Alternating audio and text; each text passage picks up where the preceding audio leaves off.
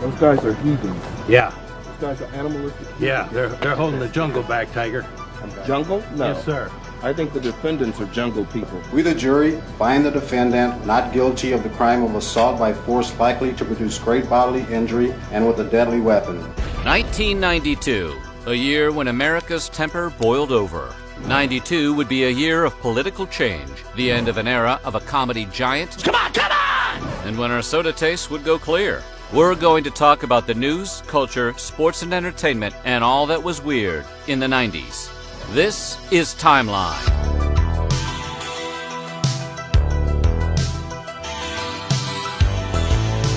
This is 1992. That is so degrading to women. What do you mean? She's got the whip.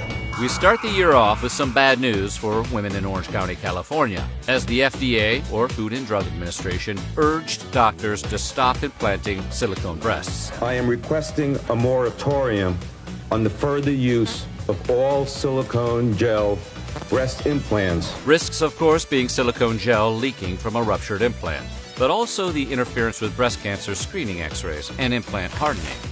2 days later, on January 8th, while attending a banquet hosted by Japanese Prime Minister Kiichi Miyazawa, U.S. President George H.W. Bush fainted after vomiting in the Prime Minister's lap. Bush, who was on a 12-day tour of Asia related to trade issues, fainted in his chair between the second and third courses, came to, and then vomited.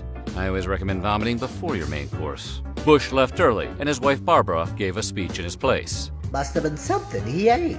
In late January, the Washington Redskins defeated the Buffalo Bills 37-24. This also made Washington just the fourth NFL team in history, along with the Steelers, Raiders, and 49ers, to win 3 Super Bowls. The Bills, on the other hand, became only the third team in NFL history, along with the Broncos and Vikings, to lose 2 Super Bowls in a row. The next day, former heavyweight champ Mike Tyson was put on trial for the sexual assault of Miss Black Rhode Island, Desiree Washington. You hurt me, and I was big enough to stand up to you and tell you need help. 2 weeks later, on February 10th, after 10 hours of deliberation, Tyson was found guilty. The verdict was appealed by Tyson's attorney, Alan Dershowitz of all people, but they lost that. Tyson was sentenced to 6 years in prison and was released in March of 1995 after serving only 3 years. I have absolutely no thoughts about Mike Tyson. He's finished. And finally, in January, sports broadcasting legend Howard Cosell announced his retirement. Cosell began his broadcasting career hosting a show about Little League Baseball in New York for ABC. By the early 1960s, Howard was covering boxer Muhammad Ali. And just have a little dance like we're boxing, and just for 1 second, I have to time it, and for 1 second. And was probably most famous as he went to announce 14 seasons of ABC's Monday Night Football. And it was in that capacity when on December 8th, 1980, Cosell stunned the world announcing John Lennon had been assassinated. An unspeakable tragedy. John Lennon shot twice in the back, dead on arrival. Sticking with sports, on February 8th, the Winter Olympics began in Albertville, France. Marking the last time the Winter and Summer Games were held in the same calendar year, these games featured over 1,800 athletes from 64 countries. This set of games featured several new events, including free skating, short track speed skating, and women's biathlon. 2 days later, author Alex Haley, responsible for works like Roots, died. Born on August 11, 1921 in Ithaca, New York, Haley, who graduated high school at only 15, dropped out of college in 1939 and enlisted in the military. He would serve in the Coast Guard for 20 years. Do you still like to ride on the water? Oh, I do. I go on cargo ships, is what you're talking about. And I go because it's the best isolation I know in this world. I was 20 years in the Coast Guard, so I love the sea and I love ships. He retired in 1959 to pursue writing. Haley is credited as the creator of Playboy Interview, first published in September of 1962. Haley interviewed Martin Luther King Jr., Sammy Davis Jr., and Quincy Jones, among others. One of these interviews even formed the basis for the autobiography of Malcolm X, which was published to great acclaim in 1965. In mid-February, in a Wisconsin courthouse, the notorious man-eater killer Jeffrey Dahmer was convicted and sentenced to 15 terms of life imprisonment. Eddie's gone, the victim of your senseless killing. Where do we go from here? You took my mother's oldest grandchild from her. And for that, I can never forgive you. I don't want to ever see my mother have to go through this again. Never, Jeffrey. Jeffrey, I hate you, motherfucker. I has never been a case of trying to get free. I didn't ever want freedom. Frankly, I wanted death for myself. Dahmer would spend his first year of incarceration in solitary confinement for his own protection. After being transferred to a less secure unit, he became a born-again Christian. That didn't last long because just a little over 2 years later, on November 28, 1994, Dahmer, who left his cell for work detail, was assaulted by fellow inmates with a metal bar. Dahmer died a day later.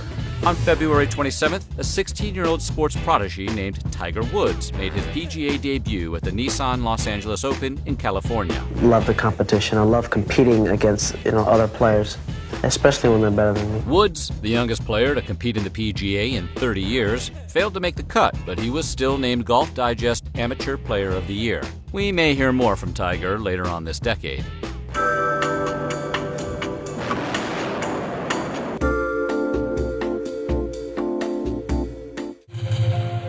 Confessions. Eavesdrop on real people telling their innermost secrets. I'm afraid my husband will find out. Darkest desires. The safe was left unlocked today. $2 per minute. Secrets that have to be told. On March 6th, the Michelangelo computer virus struck. Computer users won't be joining in all the celebrations for Michelangelo's birthday this Friday because on that day, a new and deadly virus is scheduled to strike computers around the world. Once a system was infected with the virus, it would copy itself onto any floppy disk the computer was commanded to write on, which made the virus easy to spread by accident. Complicating matters was the fact that a computer could be secretly infected for years, as long as it wasn't booted on that particular date. Experts got in the habit of advising users not to boot their computers on March 6th, and by 1997, no further cases were reported. Impossible because you don't know the answer. Nobody could answer that question. Your Honor. Can you answer the question? No, it is a trick question. Why is it a trick question? Because Chevy didn't make a 327 in 55, and it wasn't offered in the Bel Air with a 4-barrel carb till 64. Actually, Miss Stafford is the voice of Woody Woodpecker. But this is the wonderful voice of Woody Woodpecker. I want to hear that voice. Would you? On March 17th, voice actor Grace Stafford, who voiced Woody Woodpecker, died. While Woody was originally voiced by animation legend Mel Blanc, legal troubles between him and producer Walter Lantz led to the part being recast. Stafford, professional actress who also happened to be Walter Lantz's wife, offered to take the role, but she was turned down because the character was male. Not to be deterred, Stafford recorded an audition tape and sent it in anonymously. Lantz loved the unknown actor and chose them for the role. Oh, hey, it's you, my wife.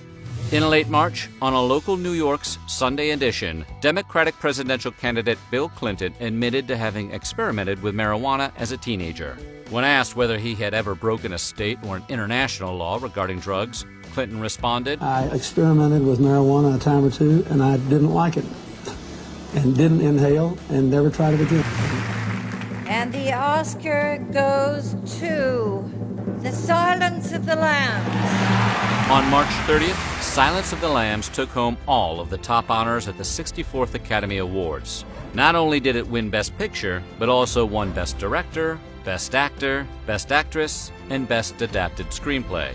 It was only the third time in history that a single film swept all of the so-called Big Five Academy Awards. Silence of the Lambs was also the first horror film to ever win the big prize, and is notable as the first movie to be released on home video prior to winning Best Picture.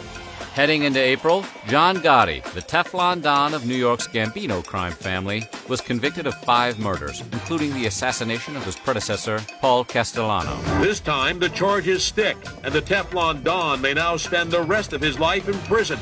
John Gotti, guilty on all counts. The government's star witness, Gotti's former right-hand man, who turned rat, Sammy the Bull Gravano.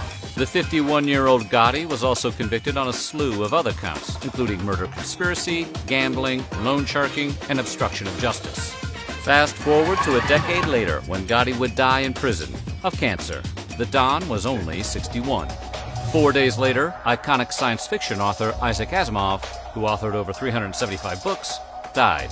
Born in Petrovichi, Russia, Asimov came to the United States in 1923, growing up in Brooklyn. Asimov's books included I, Robot, Fantastic Voyage, and the Foundation trilogy.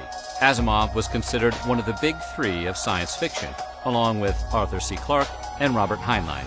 On April 10th, the comedy world lost a legend when stand-up Sam Kinison died in a head-on car collision while on his way to a gig in Nevada. The 38-year-old comic was actually a former Pentecostal preacher before he started performing as a comedian. Kinison, popular for his trademark, quickly moved up from playing small comedy clubs to appearing on late-night TV to memorable roles in films like Rodney Dangerfield's Back to School. In mid-April, consumers showed up at supermarkets to a novel sight, Crystal Pepsi. Although technically it wasn't the first clear cola, the product was sold saying, "You've never seen a taste like this," and even used Van Hagar's song Right Now in their commercials. In its first year, Crystal Pepsi had sold nearly $500 million worth of soda. However, Pepsi's nemesis, the Coca-Cola Company, quickly followed up with their own concoction. Tab Clear. Suddenly, everything is clear. Executives would later admit that Tab Clear was made to specifically dupe consumers into thinking that Crystal Pepsi was a diet drink. The sabotage was a success. As we fast forward to 1993, Crystal Pepsi would be pulled off the market. But Crystal Pepsi lovers rejoice. The clear beverage has been revived on limited occasions since. We're finally ready to relaunch Crystal Pepsi. On April 22nd at 11:30 a.m., dozens of sewers in Guadalajara, Mexico exploded. More than 200 people were killed and over 1,000 buildings were damaged. The explosion was caused by a gas leak, which had already been evident to both the Mexican government and the National Oil Company. Residents of Guadalajara had reported a foul smell in the air, a stinging in their throats and noses, and bouts of nausea. No real investigation was undertaken. 20 square blocks of Guadalajara were destroyed, and craters 200 feet deep opened in 2 separate locations.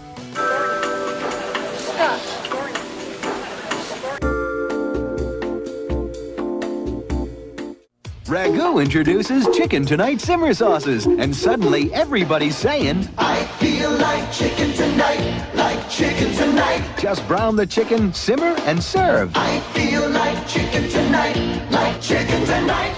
We go to Simi Valley, California, where police officers Stacy Kuhn, Lawrence Powell, Timothy Wind, and Theodore Brasino were put on trial for the beating of Rodney King.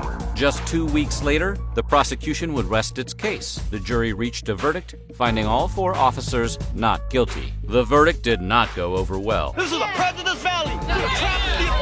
You got a plane ticket, cash it in, and get the heck out of Dodge. This is going to be a bad place to live. Massive rioting broke out in and around Los Angeles. I knew when they moved the whole case to Simi Valley or whatever, some stuff was really going to go down. Nothing that has happened to Rodney King is new. In the past, they're trying to settle matters like this with like non-violent, right? They ain't getting nowhere, so the only way you can do it is with violence.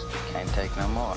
The next 6 days were marked by looting, arson, and assaults, which were only stopped by the intervention of the California National Guard and the U.S. military. Go home!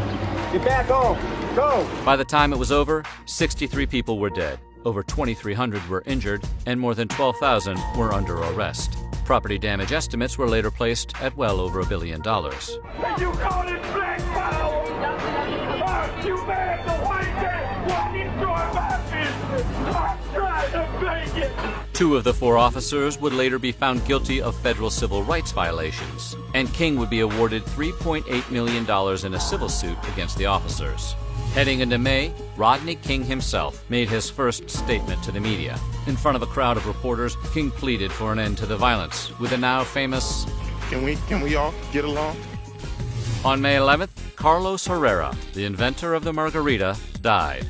According to his relatives, Herrera first invented the drink at Rancho La Gloria, a restaurant he opened just south of Tijuana in 1935. A few years later, he first mixed white tequila with lemon juice, shaved ice, triple sec, and salt. In mid-May, we go to Long Island, New York, where Mary Jo Buttafuoco was shot by Amy Fisher. Fisher, as it turns out, was having an affair with Mary Jo Buttafuoco's husband, Joey Buttafuoco, who she met the year before at Buttafuoco's auto shop. Pretending to be her own fictional sister, Anne Marie, Fisher came to the house to confront Mary Jo about the affair. Mary Jo Buttafuoco asked Fisher to leave. Fisher responded by shooting her in the face. While Mary Jo Buttafuoco was deafened in one ear and her face was partially paralyzed, she survived. Fisher was eventually sentenced to 15 years in prison, of which she served 8 before being paroled. Buttafuoco! This is the true story. True story. 7 strangers picked to live in a loft and have their lives taped and start getting real. The real world. It would be on May 22nd, where late night would be the end of an era when Johnny Carson, host of The Tonight Show, said goodbye in a farewell episode. Carson took over the show from Jack Paar in 1962. Some of the famous faces that appeared included John Wayne, Richard Nixon, Elizabeth Taylor, Orson Welles, and Ella Fitzgerald. And I hope when I find something that I want to do and I think you will like and come back, that you'll be as gracious and inviting me into your home as you have been. I bid you a very heartfelt good night. On June 2nd, 1992, Arkansas Governor Bill Clinton clinched the Democratic nomination for President of the United States when he won the California Democratic primary. This election is about putting power back in your hands. While this win officially won the primary for him, the writing had long been on the wall. As early as March 20th, the New York Times had observed that the withdrawal of Senator Paul Tsongas of Massachusetts gave Clinton a clear path to the nomination. On June 14th, Michael Jordan and the Chicago Bulls defeated the Portland Trail Blazers to win their second consecutive NBA championship. The Chicago Bulls have won the NBA championship for the second straight season. Patrons on Chicago's Division Street put down the kielbasa, taking the streets to dance and celebrate. But things quickly got out of hand. 2 taxicabs were overturned, and a wave of violence swept through the neighborhoods on the city's south and west sides. Over 200 civilians and nearly 100 police officers were injured in the ensuing celebrations. In mid-June, Vice President Dan Quayle was conducting a spelling bee during a visit to a school in New Jersey when a 12-year-old, William Figueroa, wrote the word potato on the board. Quayle jumped in to correct the boy based on an inaccurate flashcard prepared by the teacher, telling the boy the word was supposed to have an E on the end of it. The story would become a late-night talk show punchline for years afterwards. On June 28th, medical history was made when a 35-year-old man received a baboon liver in the first transplant of its kind. The 11-hour operation was performed by doctors at the University of Pittsburgh's Presbyterian University Hospital. The unnamed patient ultimately died 70 days after the surgery, but the operation did prove the effectiveness of an experimental immunosuppressant drug. On June 29th, Algerian President Mohamed Boudiaf was assassinated in the city of Annaba. The assassin would turn out to be one of the president's own bodyguards, Lieutenant Lameret Bouma Arafi, a religious extremist who was believed to have acted alone. Bouma Arafi was sentenced to death 3 years after the shooting. The sentence was never carried out. He remains in prison to this day. On July 22nd, at age 51, Wayne McLaren, better known as the Marlboro Man, succumbed to lung cancer. McLaren, who had a pack and a half a day smoking habit, had been diagnosed with the disease just 2 years earlier. After learning of his diagnosis, McLaren embarked on an anti-smoking campaign, which included powerful commercials that showed him in his hospital bed just prior to his death. The tobacco industry used my brother in ads to create an image that smoking makes you independent. Lying there with all those tubes in you, how independent can you really be? Just hold it right there. Hold it! You just shot an unarmed man. Well, he should have armed himself. He's gonna decorate his saloon with my friend. On August 8th, the U.S. men's national basketball team, more famously known as the Dream Team, crushed the Croatian team 117-85 in Barcelona, Spain. The team roster, which included 11 Hall of Famers, including Jordan, Magic, Bird, Barkley, Patrick Ewing, Karl Malone, John Stockton, Clyde Drexler, David Robinson, Scottie Pippen, Chris Mullin, and Christian Laettner.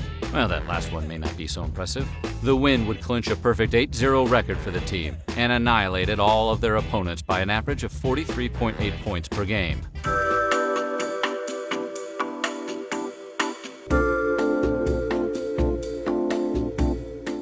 Sunday, the country's hot with Clint Black, Kathy Mattea, Travis Tritt, and the Kentucky Headhunters. A spectacular new Hot Country Nights, NBC Sunday. Civilization has not been the same since the first shopping mall opened in America. Is the age of the mall the beginning or the end of civilization as we know it? The $625 million Mall of America officially opened in Bloomington, Minnesota. Occupying nearly 80 acres, the mall included nearly 300 stores, restaurants, and bars, as well as Knott's Camp Snoopy theme park, which was the mall's centerpiece. First proposed in 1978, construction on the complex didn't begin until 1989. Officials estimated that over 150,000 people toured the mall on its first day. Over 20,000 visited the theme park, and the complex's 13,000 parking spots were full throughout.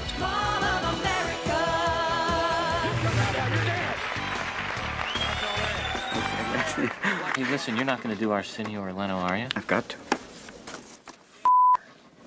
Hey, it's a business. Get used to it. Blow me. On August 17th, famed writer, director, and comedian Woody Allen publicly announced that he was in a relationship with Soon-Yi Previn, the adopted daughter of composer Andre Previn and Allen's ex-girlfriend, Mia Farrow. In a written statement, Allen says, "Regarding my love for Soon-Yi, it's real and happily all true." It later came to light that Allen was in possession of nude Polaroids of Soon-Yi, and allegations later emerged that he had sexually abused Farrow's daughter, Dylan. On August 21st, U.S. Marshals looking to apprehend white separatist Randall Weaver for his failure to appear in court on firearms charges began surveillance on his property located at Ruby Ridge in northwest Idaho. Marshals encountered Weaver's 14-year-old son Randy, who was in the woods at the time with a family friend. A shootout erupted, and it would ultimately take the lives of Sammy Weaver, as well as one of the marshals. The events would prompt an 11-day standoff. Weaver and Harris would face federal criminal charges, including first-degree murder, but they were acquitted of all of them, except the original bail violation and gun charge faced by Weaver. On August 24th, Category 5 Hurricane Andrew struck the Bahamas, Florida, and Louisiana. The storm remains the single most destructive hurricane in terms of property damage to ever strike Florida. The hurricane ultimately did what in today's terms would amount to over $100 billion worth of damage. In late August, Arthur Lee Allen, long suspected to be the Zodiac Killer, died at the age of 58 in his Vallejo, California home. Allen, who was the subject of Robert Graysmith's 1986 best-selling book Zodiac, had been a suspect since the earliest days of the investigation. With only circumstantial evidence, police couldn't definitively tie Allen to any of the crimes. In 2002, a partial DNA profile developed from the saliva on the stamps and envelopes of Zodiac Killer's letters didn't match Allen's DNA. Police handwriting experts were unable to match any sample of Allen's writing to the Zodiac's letters. In 2010, a former lead detective on the case stated that all evidence against Allen had turned out to be negative. On September 7th, Fay Vincent, commissioner of Major League Baseball since 1989, resigned his position. Vincent, who was not popular with team owners due to his perceived favoritism toward the players' union during the previous year's lockout, had recently lost a no-confidence vote by a margin of 18-9. Ultimately, the owners gave the job to Milwaukee Brewers owner Bud Selig, who had been occupying the job as acting commissioner since Vincent had departed. On September 12th, Jan Davis and Mark Lee became the first married couple to go into space together. Traveling aboard the Shuttle Endeavour, the couple was also accompanied by Mae Jemison, who became the first African-American woman to fly in space, and Mamoru Mori, 44, who became the first Japanese citizen to fly on an American spacecraft. However, while the mission was a success, Davis and Lee would divorce in 1998. Wow! The whole channel is nothing but cartoons. Yes, I do think you're handsome. On October 3rd, singer Sinead O'Connor appeared on Saturday Night Live as the musical guest. O'Connor sang an a cappella version of Bob Marley's War, in which she changed the lyric to mention child abuse, intended to draw attention to the Roman Catholic Church. While singing the word evil, O'Connor held up a photo of Pope John Paul II. Then she tore the photo, saying, "Fight the real enemy." Network executives banned O'Connor from the show. On the very same day, Bill Gates, founder of Microsoft, became the youngest person to top the Forbes 400 list of richest Americans. The 36-year-old college dropout was listed as having a net worth of $6.3 billion, which topped telecom magnate John W. Kluge, who had held the list's top spot for the previous 3 years. Gates would occupy the top spot on the list until 2018, when he was surpassed by Amazon's Jeff Bezos. Let me just get this straight. You don't ever tip, huh? I don't tip because society says I have to. All right, I mean, I'll tip if somebody really deserves a tip. If they really put forth the effort, I'll give them something extra. But I mean, this tipping automatically, it's for the birds. Question is, can I get Wolverine before he turns me into shish kebab with those claws? Well, Bob, seeing as how these claws are adamantium, you gotta ask yourself, do I feel lucky? On November 3rd, Democratic presidential candidate Bill Clinton became president-elect as he defeated incumbent President George H.W. Bush. The American people have voted to make a new beginning. Clinton won by over 5 million votes and 202 electoral votes. He also beat independent candidate H. Ross Perot, who won 20 million votes, nearly 19% of the entire vote, the highest percentage of any third-party candidate in 80 years. You didn't hear the sergeant? Outside. I suggest you look outside that window.